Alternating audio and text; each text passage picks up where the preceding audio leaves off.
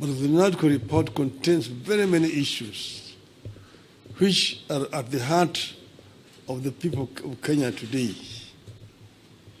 If you see the issues which are being raised by our youth, most of them are actually contained in the NADCO report. But if this NADCO report is implemented fully, you'll be able to address all those issues which these young people are raising. We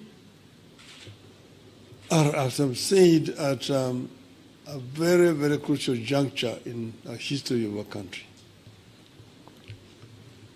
Our country has moved forward.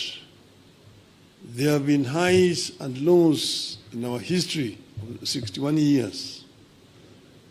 We needed to move forward.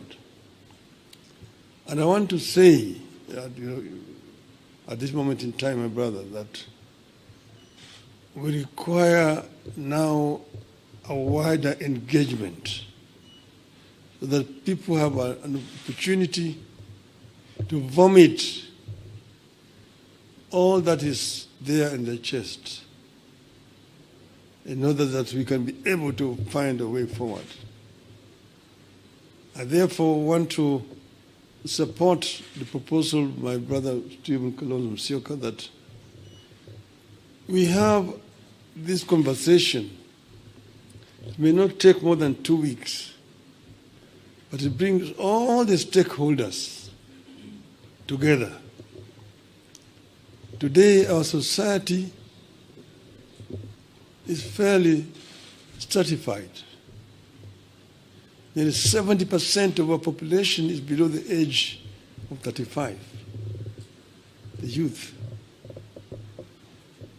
If you say that between 35 and 18 constitute about 40%, we need that 40% to be present when this dialogue is taking place.